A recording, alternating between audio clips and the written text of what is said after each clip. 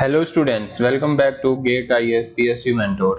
आज हम लोग जो स्टार्ट कर रहे हैं वापस से, जो हमारा पुराना वीडियो था जिसमें मैंने time response of second order system, कुछ चीजें सेकंड ऑर्डर सिस्टम के बारे में डिस्कशन की थी, उसी को आज फर्दर कंटिन्यू कर रहे हैं हम लोग। Time response for a second order system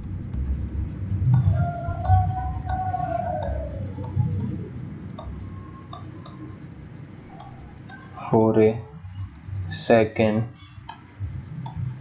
order system for unit step input। Last video में जो हमने डिस्कशन किया था CS upon RS, transfer function किसके इक्वल आया था सेकंड ऑर्डर सिस्टम का अपने पास। CS अपॉन RS की वैल्यू आई थी omega n square divided by s square twice of zeta omega n plus omega n square. तो ये मेरे पास CS अपॉन RS की वैल्यू आई थी एक सेकंड ऑर्डर सिस्टम के लिए, राइट। अब देखो यहाँ पे, अगर मैं इसका यूनिट स्टेप रेस्पॉन्स निकालना चाहता हूँ तो यूनिट स्टेप क्या होगा आपके पास, इनपुट रहा होगा।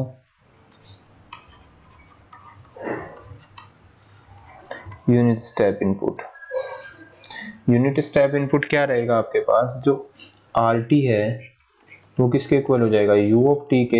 It means R of S जो है वो किसके इक्वल आएगा आपके पास, 1/s के। तो जो रेस्पॉन्स आएगा सिस्टम का CS वो किसके इक्वल आ जाएगा, 1/s into omega n square divided by s square plus twice of zeta omega n का होल स्क्वायर। तो ये मेरे पास रेस्पॉन्स है सेकंड ऑर्डर सिस्टम का।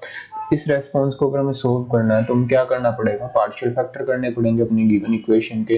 तो मैं इसके पार्शियल फैक्टर कर रहा हूँ तो क्या मिलेगा मुझे, देखो CS इज इक्वल्स टू, सबसे पहले आपने S ले लिया एंड आपने सेकंड टर्म लिख लिया यहाँ पे s square twice of zeta omega n s, यहाँ पे s भी है साथ में, यहाँ s भी है, ठीक है, प्लस ओमेगा n स्क्वायर। ये मेरे पास वैल्यू है, राइट। अगर मैं देखूं मैं बीच में माइनस लगा रहा हूँ, मुझे ऊपर ओमेगा n स्क्वायर चाहिए, तो ये क्रॉस मल्टीप्लिकेशन में यहाँ जाएगा, ये क्रॉस मल्टीप्लिकेशन में यहाँ जाएगा। तो इस वाले के अंदर से s स्क्वायर और ये वाली टर्म जो है वो कैंसिल आउट हो जानी चाहिए, दो टर्म कैंसिल आउट हो जानी चाहिए। अगर ये दो टर्म कैंसिल आउट करनी है तो आपको ऊपर की तरफ क्या रखना पड़ेगा, s plus twice of zeta omega n, क्योंकि इस s से मल्टीप्लाई करेंगे s square twice of zeta omega n हो जाएगा, माइनस के साथ ये कैंसिल आउट हो गया, ऊपर क्या बच जाएगा ओमेगा n स्क्वायर, और यहाँ क्या ले लेंगे हम 1। तो इस तरह से हमने इसके पार्शियल फैक्टर कर लिए। अब देखो, जब मैंने इसके पार्शियल फैक्टर कर लिए, कल मैंने एक ओमेगा डी फ्रीक्वेंसी डिफाइन की थी लास्ट क्लास में, जो लास्ट वीडियो था उसके अंदर हमने एक ओमेगा डी फ्रीक्वेंसी डिफाइन की थी। तो अब मैं इस पूरे सिस्टम को उसकी टर्म्स में कन्वर्ट कर रहा हूँ, परफेक्ट स्क्वायर बना रहा हूँ। तो जो CS की वैल्यू है आपके पास वो कितनी है, 1/s minus s plus twice of zeta omega n divided by, इसको आप परफेक्ट स्क्वायर बनाओगे तो परफेक्ट स्क्वायर बनेगा तो किसका बन जाएगा, s plus zeta omega n का होल ऑफ स्क्वायर, राइट। ये टर्म, इसके साथ हमने क्या किया, जीटा ओमेगा n का स्क्वायर ऐड किया और जीटा ओमेगा n का स्क्वायर जो है वो सब्सट्रैक्ट कर दिया, राइट। तो लास्ट टर्म क्या बचेगी, देखो ओमेगा n का square minus zeta square omega n का स्क्वायर। इट मींस जो ये फाइनली आपके पास आएगा 1/s plus twice of zeta omega n divided by s plus zeta omega n का whole of square plus omega n 1 minus zeta square omega n का square 1 minus zeta square. तो अगर आपको लास्ट वीडियो में याद हो तो मैंने एक टर्म डिफाइन की थी ओमेगा डी। लास्ट वीडियो में मैंने ओमेगा डी एक टर्म डिफाइन की थी जिसकी वैल्यू जो है omega n under root of 1 minus zeta square की थी। हम इसको अंडर डेप्थ सिस्टम ही लेके चल रहे हैं अभी। तो ये किसके इक्वल बन जाएगा, अगर हम इक्वेशन लिखें 1/s minus s plus twice of zeta omega n divided by s plus zeta omega n का होल स्क्वायर ओमेगा डी का स्क्वायर। देखो अब हमने टाइम रेस्पॉन्स निकालना है तो CT की वैल्यू रिक्वायर्ड होगी। तो CT निकालने के लिए इसका क्या लेना पड़ेगा, इनवर्स लैप्लेस ट्रांसफॉर्म लेना पड़ेगा इनवर्स लैप्लास ट्रांसफॉर्म लेने के लिए मुझे क्या पता है यार, e की power minus A T sine of B T, ठीक है। अगर इसका लैप्लास ट्रांसफॉर्म लेते हो तो इसका लैप्लास ट्रांसफॉर्म कितना आएगा आपके पास, p upon S plus A, sorry S minus ए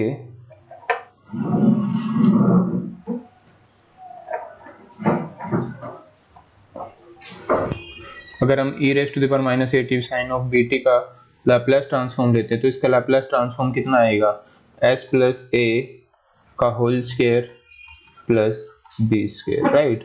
ऐसे ही अगर आप फोरियर ट्रांसफॉर्म लैप्लास ट्रांसफॉर्म लेते हो e की power a t cos of B T का, तो ये किसके इक्वल आता है, s plus a divided by s plus ए का whole square plus B square.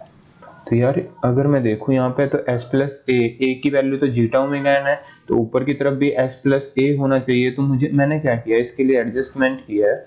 मैं क्या कर रहा हूँ, s plus zeta omega n separate कर देता हूँ, प्लस एक जीटा ओमेगा एन आपने सेपरेट कर दिया, right, divided by s plus zeta omega N का whole square plus omega D का स्क्वायर।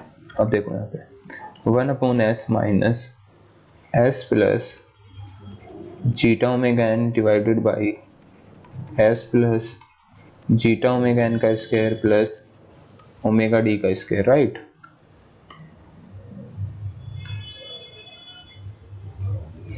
फिर एक और के साथ सेपरेट कर देंगे, बीच में क्या हो जाएगा, यहाँ पे माइनस आएगा क्योंकि बाहर माइनस था, तो यहाँ पे भी क्या आएगा, माइनस आएगा। Minus zeta omega N divided by s plus zeta omega N का whole square plus omega D का स्क्वायर, राइट। ये टर्म आपके पास यहाँ से आएगी after this.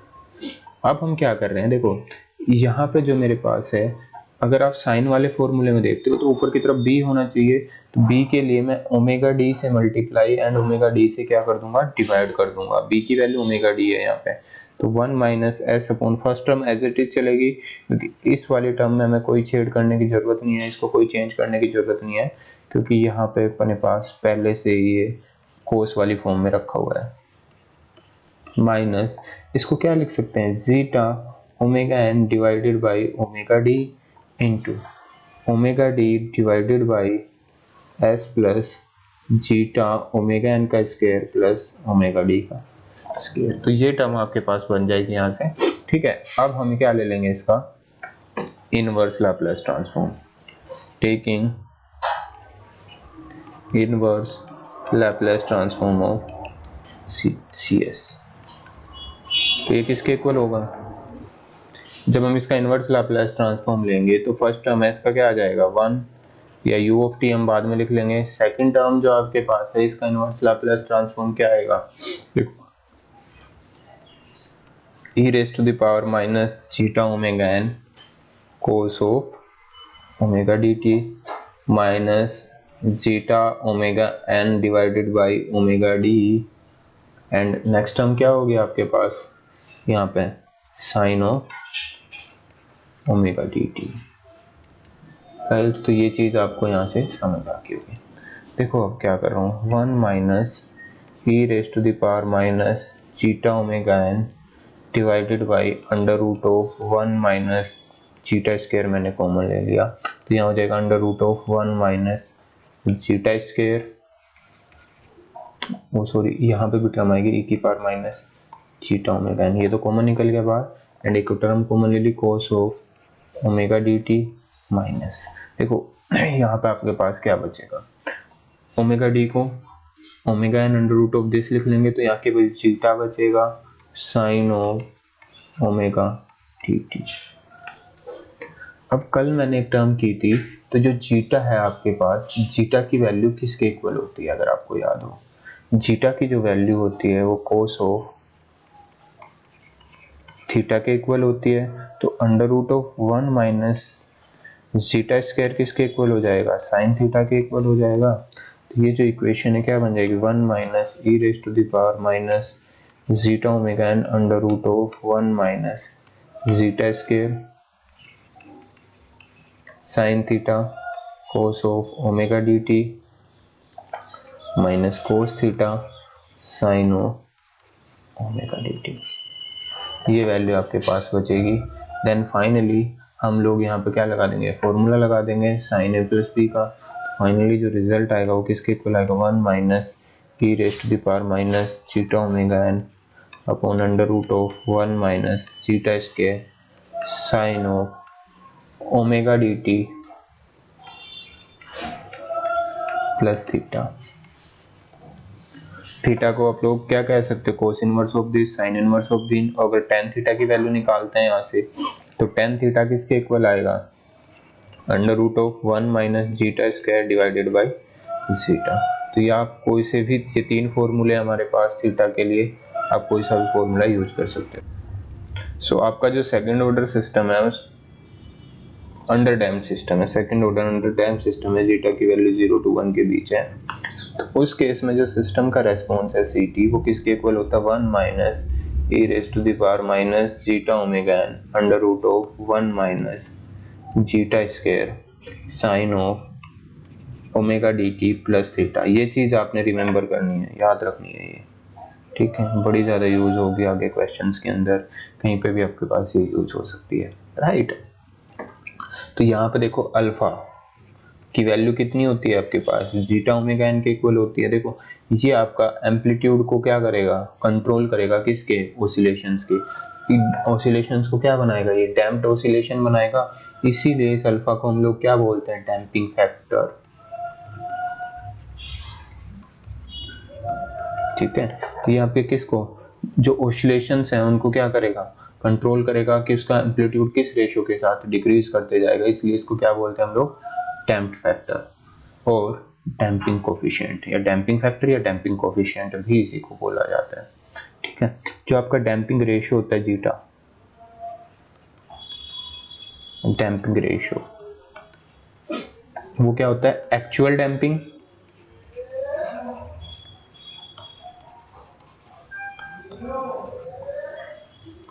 Divided by critical damping, critical damping.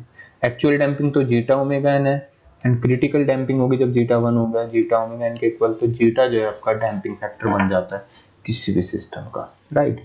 अगर हम बात करते हैं इसके टाइम कांस्टेंट की, टाइम कांस्टेंट किसके इक्वल आता है, tau is equals to 1 upon alpha. ये कल मैं भी डिस्कस कर चुका था आपके साथ। तो टाइम कांस्टेंट टो की वैल्यू जो है इसके लिए आएगी 1 अपॉन सीटा ओमेगा एन। तो ये इसका टाइम कांस्टेंट है। अब अगर इसका प्लॉट बनाते हैं, जो आपका रेस्पॉन्स आया है सिस्टम का सी टी, वो किसके इक्वल है, 1 minus E raise to the power minus zeta omega N divided by under root of 1 minus zeta square sine of omega D t plus theta, right. इसी term के equal है। अगर हम इसका plot बनाते हैं विद रिस्पेक्ट टू टाइम, कैसा होता है, ये आपकी डिजायर वैल्यू है एंड ये आपका सिस्टम का रेस्पॉन्स है, जो आपको एक्चुअल में सिस्टम का रेस्पॉन्स मिल रहा होगा यहाँ पे, राइट। तो देखो यहाँ पे कुछ टर्म्स डिफाइन करते हैं लोग, ये तो आपका 1 है, ठीक है। कुछ टर्म्स डिफाइन करते हैं जिसके बारे में मैं अभी आपके साथ डिस्कस कर रहा हूँ। ये आपके पास सी टी है। जो फर्स्ट टर्म यहाँ पे डिफाइन की जाती है वो होती है delay time, delay time. Delay time किसी भी सिस्टम का डिले टाइम क्या होता है, it is the time required for the response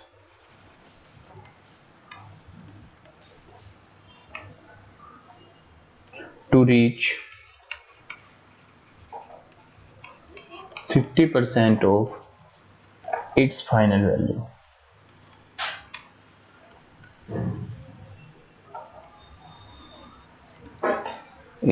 raised to 50% of its final value in first attempt। ठीक है, फाइनल वैल्यू तक फर्स्ट अटेम्प्ट में कब पहुंचेगा वो। अगर आप फिगर से देख रहे हो तो यार एग्जैक्टली यहाँ पे आपका फर्स्ट टाइम पहुंचेगा, तो ये जो टाइम होगा यहाँ वाला टाइम, इस टाइम को हम लोग क्या बोलेंगे, डिले टाइम, टीडी, राइट। यहाँ पे जो वैल्यू होगी वो 0.5 होगी एग्जैक्टली। तो जो आपका डिले टाइम है उसका जो इंपेरिकल फॉर्मूला होता है, देखो इसको ड्राइव नहीं कर सकते, ये इंपेरिकल फॉर्मूला है, डायरेक्टली आपको ड्राइव फॉर्म में याद ही रखना पड़ेगा। T d is equals to होता है 1 plus 0.7 zeta divided by omega n. तो ये आपका इंपेरिकल फॉर्मूला है किसके लिए, डिले टाइम के लिए। ये फॉर्मूला आपने याद रखना है। सेकंड टर्म यहाँ पे जो डिफाइन की जाती है, सेकंड टर्म आपके पास क्या होगी, राइज टाइम।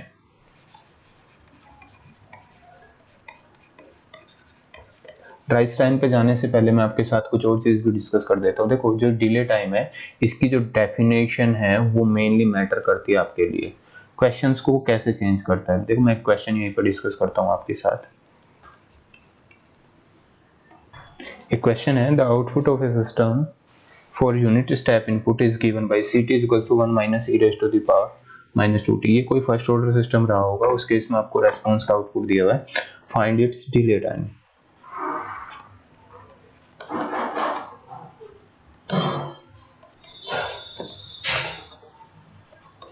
देखो जब इस टाइप का क्वेश्चन आएगा, फर्स्ट चीज आपके माइंड में जो आएगी कि यार इसके लिए तो हमें फॉर्मूला पढ़ा ही नहीं है, तो इसीलिए मैं ये सारी चीजें आपके साथ डिस्कस करते हुए चल रहा हूँ कि आप डायरेक्टली फॉर्मूलों पे ओरिएंटेड नहीं रहो। जैसे हम लोग किसका डिस्कशन कर रहे हैं, डिले टाइम का। डिले टाइम क्या है, basically 50% of its final value. तो आपको ये डेफिनेशन याद होनी चाहिए। ये सेकंड ऑर्डर सिस्टम के लिए फॉर्मूला ठीक है आप याद कर लोगे, बट कई बार वो डिफरेंट टाइप के सिस्टम देगा, कुछ रेस्पॉन्स बना के दे देगा जिसको आप डायरेक्टली कैलकुलेट कर सकते हो। जैसे इस क्वेश्चन में ये सिस्टम का रेस्पॉन्स आपको गिवन है, तो क्या यार मैं यहाँ पे इसका डिले टाइम कैलकुलेट नहीं कर सकता। बाय बेसिक डेफिनेशन अगर मुझे फॉर्मूला नहीं पता होगा, सबसे पहली चीज है आप क्या निकालोगे, steady state value C infinite निकाल दो। सी इनफाइनाइट का मतलब टी टाइम्स टी इनफाइनाइट करेंगे, सेकंड टर्म 0 होगी, 1 आ गया। तो हमने क्या डेफिनेशन पढ़ी, 50% ऑफ इट्स फाइनल वैल्यू। इसका मतलब एट डिले टाइम रेस्पॉन्स की वैल्यू कितनी होनी चाहिए, इसकी 50% यानी 1/2 हो जानी चाहिए। तो जब इसके रेस्पॉन्स, जब इस ct की वैल्यू किसके इक्वल होगी, 1/2 के इक्वल होगी, जिस टाइम पर 1/2 के इक्वल होगी उस टाइम को हम लोग क्या बोलेंगे, डिले टाइम। तो इसका मतलब 1/2 minus e raise to the power -2 of td। यहाँ से जो टाइम आएगा वो क्या होगा, डिले टाइम होगा। तो -2 of td is equals to ln of 1/2 हो गया, राइट। वो 2 से 2 cancel out, twice of td is equals to ln of 2 हो गया। ln ऑफ 2 की वैल्यू होती है 0.693, तो td is equals to 0.693 divided by 2। जो आप कैलकुलेट कर लोगे फाइनल आंसर डिवाइड करके जो भी आ रहा होगा। तो देखो यहाँ पे इसीलिए मैं इन डेरिवेशंस और इन डेफिनेशंस पे फोकस कर रहा हूँ। आपको ये डेफिनेशंस और ये डेरिवेशन एग्जैक्टली याद होनी चाहिए कि क्या था डिले टाइम, क्योंकि वो क्वेश्चंस को मोल्ड करता है। वो डायरेक्ट फॉर्मूला बेस्ड क्वेश्चन ना देके एग्जामिनर आपको क्या करता है, ये बहुत ज्यादा इंपॉर्टेंट है, इसको ध्यान से समझ लेना इस चीज को। उसने क्या किया, मोल्ड करके क्वेश्चन को फर्स्ट ऑर्डर में लेके गया और उसका डिले टाइम पूछ लिया, क्योंकि आपको फिर से वही चीज माइंड में आएगी, यार फर्स्ट ऑर्डर सिस्टम का डिले टाइम का फॉर्मूला सर ने नहीं कराया। बट वो फॉर्मूला बेस्ड नहीं, वो कंसेप्ट बेस्ड चीजें आपसे ज्यादा पूछता है। तो फर्स्ट टर्म समझ आ गया आप सब लोगों को, होपफुली सब लोगों को क्लियर होगा what is delay time. Second term होती है राइज टाइम।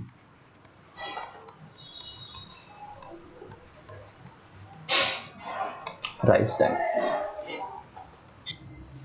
जो राइज टाइम होता है, the rise time needed for the response to reach from 10% to 90% और 0 to 100%। जो 0 to 100% लेते हैं ये हम लोग अंडर डैम्प सिस्टम के लिए लेते हैं।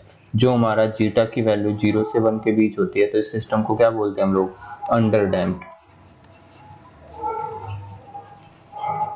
एंड 10% टू 90% कब लेके चलते हैं, 10% टू 90% हम लोग लेते हैं क्रिटिकली डैम्प्ड सिस्टम के लिए, क्रिटिकली या फिर ओवर डैम्प्ड सिस्टम के लिए, ओवर डैम्प्ड सिस्टम के लिए, ठीक है।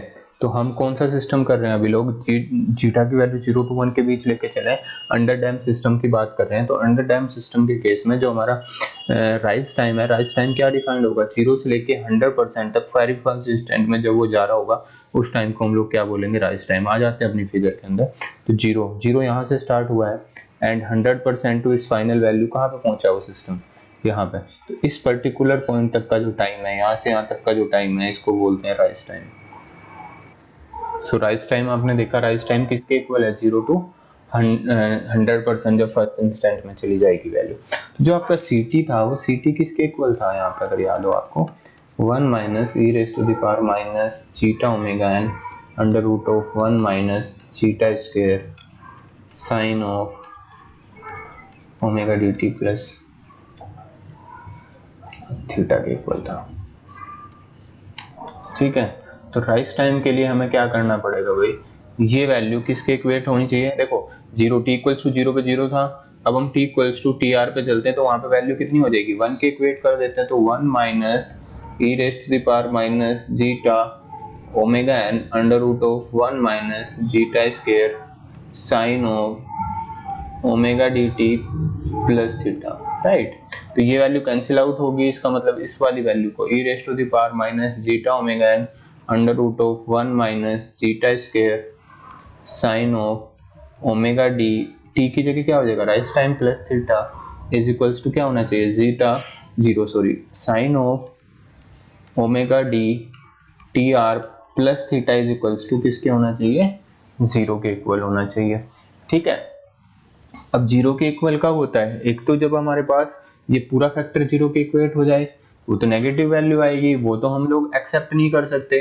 तो इस इक्वेशन के जब हम सॉल्यूशन लेंगे तो इसकी वैल्यू किसके इक्वल होनी चाहिए, omega D t r plus theta. देखो एक तो 0 हो सकता है, एक पाई हो सकता है, 0 में नेग्लेक्ट करना पड़ेगा क्योंकि 0 के केस में टी आर नेगेटिव आएगा, टी आर कभी भी नेगेटिव नहीं हो सकता। पॉजिटिव लेने के लिए मिनिमम वैल्यू क्या लेंगे हम लोग, पाई लेंगे जब वो फर्स्ट टाइम जाएगा। अगर हम 2 पाई पे चलते हैं तो 2 पाई पे वो सेकंड टाइम, यहाँ पे ध्यान से देखना भी, जो हम बात कर रहे हैं n equals to sorry pi पे वैल्यू ये आ रही है, जब साइन की वैल्यू को हम लोग किससे इक्वेट कर रहे हैं, 0 से। ये वैल्यू 2 पाई पे आएगी, ये 3 पाई पे आएगी, ये 4 पाई पे आएगी। तो फर्स्ट इंस्टेंट पे जब वो 1 हो रहा होगा, ये फर्स्ट इंस्टेंट जब वो 1 हो रहा है, ये फर्स्ट इंस्टेंट है, ये सेकंड इंस्टेंट है जहां पे वो भी 1 के इक्वल है, थर्ड इंस्टेंट है, ये 4 इंस्टेंट है। तो वो क्वेश्चंस को और भी मोल्ड करता है, मैं आपको साथ वो भी डिस्कशन अभी कर रहा हूँ। तो omega dt into t r plus theta is equals to किसके लेंगे हम, पाई के, 0 नहीं ले सकते यहाँ से, ये चीज आप ध्यान रखना, राइट। तो टी आर की वैल्यू किसके इक्वल आएगी, पाई minus theta divided by omega d, ये आपका क्या बन जाएगा, राइज टाइम। और थीटा की वैल्यू किसके इक्वल है यहाँ पे, कोस इनवर्स ऑफ जीटा के। अब वो पूछेगा, देखो क्वेश्चंस को मोल्ड कैसे करेगा, आपने कोई काम नहीं करना, मैं आप यहाँ पे आपके पास लिख देता हूँ जर्नलाइज फॉर्मूला राइज टाइम का। राइज टाइम नहीं, ये जर्नलाइज फॉर्मूला है, n pi minus theta divided by omega d. ये टाइम क्या बताएगा आपको, जैसे n की डिफरेंट वैल्यूज के लिए, ये आपका रेस्पॉन्स था सिस्टम का, कुछ ऐसा सा था। देखो ये बता रहा है फर्स्ट इंस्टेंट पे, जब n की वैल्यू 1 रखोगे तो फर्स्ट इंस्टेंट पे कब 1 हुआ, सेकंड टाइम कब 1 होगा, थर्ड टाइम कब 1 होगा, फोर्थ टाइम, फिफ्थ टाइम। तो आपके n की वैल्यू जैसे जैसे इंक्रीज करते जाओगे वैसे वैसे आपको पता चलता जाएगा किस किस पर्टिकुलर इंस्टेंट पे इसकी वैल्यू 1 के इक्वल हुई है। तो वो पूछता है आफ्टर फिफ्थ टाइम कब इसकी वैल्यू 1 होगी, वो टाइम आपको बताना है। तो डायरेक्टली आप इससे कैलकुलेट कर सकते हो यहाँ पे n की डिफरेंट वैल्यूज रख के। तो यहाँ पे भी चीजें मोल्ड करता है, तो आपको बेसिक डेफिनेशंस पता होनी चाहिए एंड एग्जैक्ट फिगर आपके माइंड में होनी चाहिए, what is the rise time, और ये हमने कैलकुलेट कैसे किया। अब देखो राइज टाइम का फॉर्मूला पता है आपको, उसने पूछ लिया कि आपका थर्ड इंस्टेंट पे कब आपका 1 होगा, फर्स्ट टाइम, सेकंड टाइम और थर्ड टाइम कब 1 होगा, ये वैल्यू जो ऑसिलेशन है थर्ड टाइम कब 1 होंगे। तो आप इसको रिलेट नहीं कर पाओगे अगर आपको इसकी पर्टिकुलर डेफिनेशन नहीं पता है कि राइज टाइम क्या था एंड हमने कैसे यूज किया था, कैसे निकाला था। तो मैं आपको यही सजेशन दूंगा कि ये डेरिवेशंस और ये सारी चीजों से एक बार खुद से गो थ्रू हो जाओ एंड सारी चीजों को खुद से देखो कि कैसे कैसे यहाँ पे काम चल रहा है, राइट। तो ये हमारा क्या था, राइज टाइम। नेक्स्ट टाइम होता है अपने पास नेक्स्ट वैल्यू होती है पीक टाइम। राइट। मैं सजेशन फिर से यही दूंगा कि डायरेक्टली आप फॉर्मूले याद करने हैं, बट बेसिक डेफिनेशंस भी याद रखनी है, क्योंकि वहां से बड़े ज्यादा अच्छे अच्छे क्वेश्चंस वो बना सकता है एग्जाम में। जो पीक टाइम होता है किसी भी सिस्टम का, वो क्या होता है? देखो, जो पीक टाइम होता है, डेफिनेशन है, नोट डाउन कर लेना आप यहाँ पे, ठीक है। मेनली मैं बता देता हूँ। देखो, जो अपना रेस्पॉन्स था किसी भी सिस्टम का, तो वो कुछ ऐसी शेप में था, ठीक है। ये जो ऊपर वाला पार्ट होता है इसको बोलते हैं हम लोग ओवरशूट, और जो नीचे वाला पार्ट होता है इसको क्या बोलते हैं? ओवरशूट। ये नीचे वाला जो पार्ट है इसको बोलते हैं हम लोग अंडरशूट। तो जब आपका ओवरशूट आएगा, फर्स्ट ओवरशूट में जब मैक्सिमम वैल्यू मिलेगी फर्स्ट टाइम आपको, इस वाले टाइम को हम लोग बोलते हैं पीक टाइम। तो ये अपने पास पीक टाइम है। अब अगर आप ध्यान से देख रहे हो तो यार इस पर्टिकुलर टाइम पे इस फंक्शन की जो वैल्यू है, जो आपने ct लिखा हुआ है, वो मैक्सिमम है। तो हमें क्या फाइंड आउट करना है? वो टाइम फाइंड आउट करना है जहां पे आपके फंक्शन की वैल्यू मैक्सिमम हो। मैक्सिमा और मिनिमा के लिए हम लोग क्या करते थे, अगर आपको याद होगा, डेरिवेटिव लेते हैं यार। मैक्सिमा मिनिमा के लिए अगर किसी भी चीज को मैक्सिमाइज या मिनिमाइज करना है, मुझे ct को मैक्सिमाइज करना है और टाइम निकालना है। ct क्या था? यहाँ पे मैं t छोड़ रहा हूँ, ये चीज ध्यान रखना, यहाँ पे t छूटा हुआ है, ओमेगा dt, ये सबके साथ t है, ये लिख लेना एक बार, right.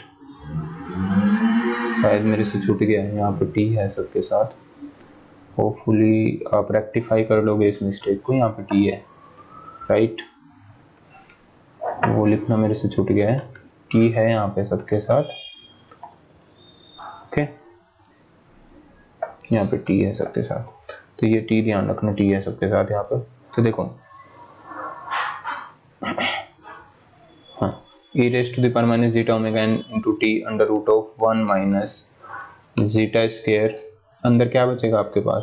Sign of omega dt plus theta, ये फंक्शन है, राइट। तो अब हमें क्या करना है, इसको मैक्सिमाइज करना है। तो मैक्सिमाइज करने के लिए हम लोग क्या करेंगे, इसका डेरिवेटिव लेंगे एंड उसको इक्वेट करेंगे 0 से। जब आप इसका डेरिवेटिव लोगे, इक्वेट करोगे 0 से, तो वहां से जो आपके पास वैल्यू आएगी वो आएगी, फाइनली मैं रिजल्ट लिख रहा हूँ, डायरेक्ट डेरिवेटिव ले लेना खुद से, tan of omega D into t p plus theta is equals to tan theta के, राइट। तो यहाँ से अगर हम देखते हैं, जनरल सॉल्यूशन लेते हैं, omega t p plus theta is equals to n pi plus theta के इक्वल होगा, थीटा से थीटा कैंसिल आउट हो गया, तो omega D into t p is equals to n pi के इक्वल आया। तो यहाँ से जो पीक टाइम की वैल्यू है t p is equals to n pi over omega d के इक्वल आए, ठीक है। डेरिवेटिव लोगे, इक्वेट करोगे 0 से, तो आप इस इक्वेशन तक पहुंच जाओगे यहाँ से खुद ब खुद ही, ठीक है। मैं उसमें टाइम वेस्ट नहीं कर रहा हूँ, बेसिक जो चीज़ है वो जो मैंने डिस्कशन करनी है वो आपके साथ में डिस्कस करता हूँ। तो देखो, ये आपके पास क्या आया, पीक टाइम आया। देखो यहाँ पे भी n है, जब आप n की वैल्यू 1 रखोगे तो आपको फर्स्ट पीक ओवरशूट मिलेगा, जब आप n की वैल्यू 2 में लिखोगे तो अंडरशूट का टाइम मिलेगा, फिर पीक ओवरशूट का, सेकंड पीक ओवरशूट, फिर अंडरशूट।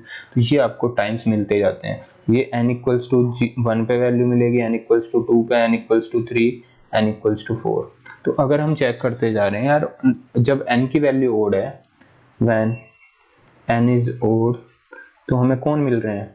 Overshoot. When n is even, then हमें क्या मिलेंगे? अंडरशूट।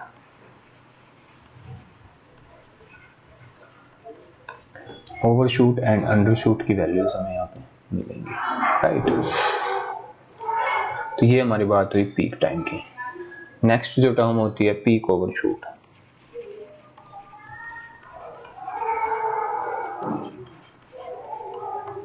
एमपी।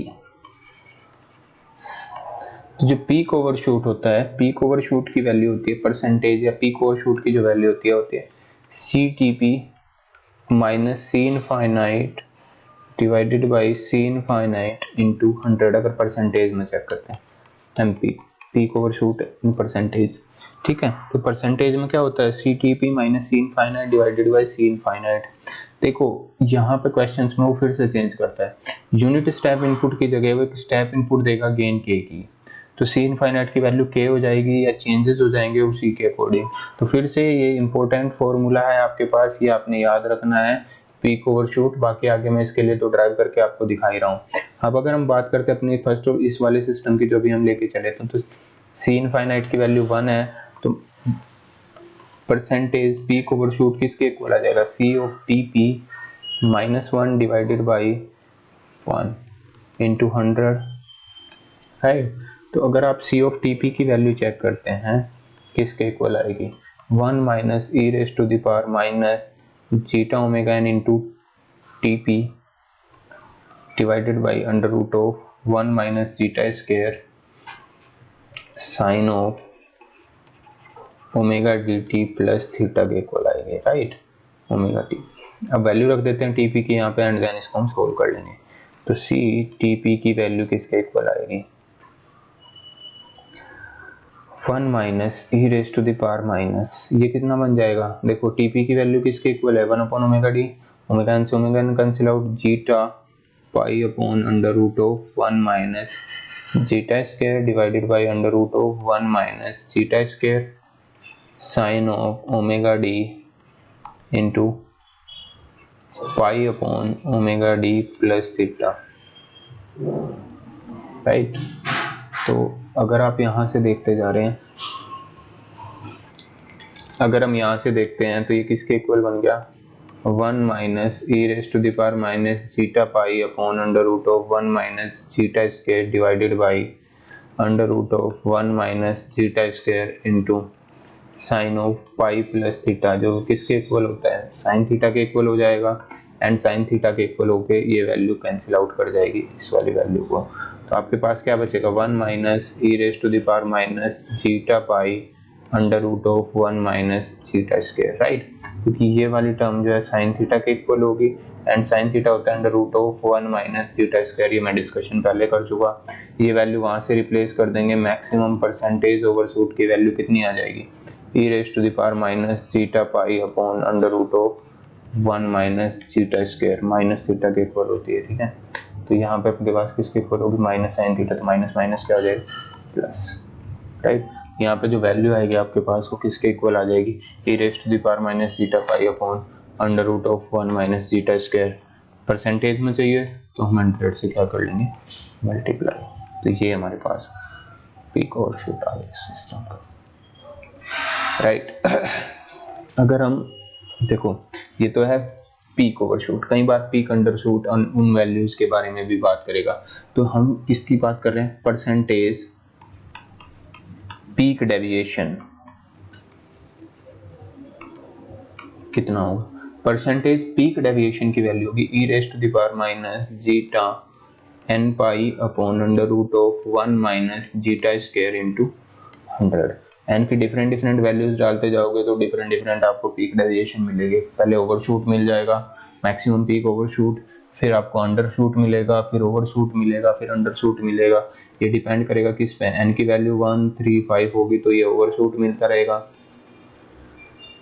एंड एन की वैल्यू अगर आपके पास कितनी होगी, 2, 4, 6 होगी तो क्या मिलेगा, अंडरशूट मिलेगा। तो ये डिस्कशन था मेनली सेकंड ऑर्डर सिस्टम के बारे में। अब नेक्स्ट वीडियो में हम लोग इससे कुछ क्वेश्चंस करेंगे, ठीक है, जो किससे रिलेटेड होंगे, सेकंड ऑर्डर सिस्टम से रिलेटेड होंगे, ठीक है। हाँ, एक टर्म और रहती है मैंने यहाँ पर डिफाइन करनी, सेटलिंग टाइम।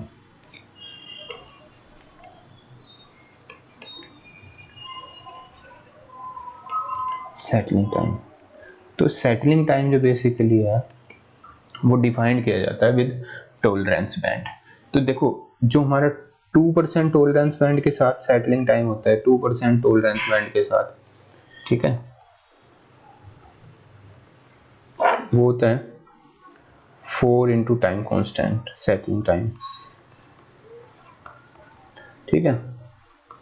5% टॉलरेंस बैंड के साथ क्या होगा, 3t। तो 3 into time constant, time constant हम इस सिस्टम का पहले ही देख चुके हैं, वो कितना है, 1 अपॉन जीटा ओमेगा एन। तो यहाँ से जो सेटलिंग टाइम आएगा 4, 2% टॉलरेंस बैंड किसके इक्वल आएगा, 4 upon zeta omega n. 5% tolerance band के साथ कितना आएगा आपके पास, टीएस की value 3 upon zeta omega n. तो अगर वो आपको टॉलरेंस बैंड डिफाइन करके देगा, अकॉर्डिंग टू टॉलरेंस बैंड जो आपका सेटलिंग टाइम होता है वो किसके इक्वल हो जाता है, Ts is equal to 4 zeta omega n, या फिर Ts is equal to 3 zeta omega N.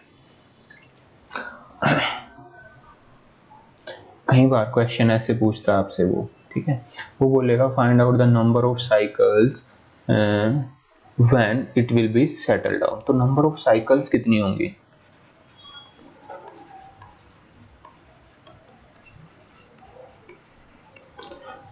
अगर हम बात करते हैं आपका जो फ्रीक्वेंसी है ओमेगा टी एस,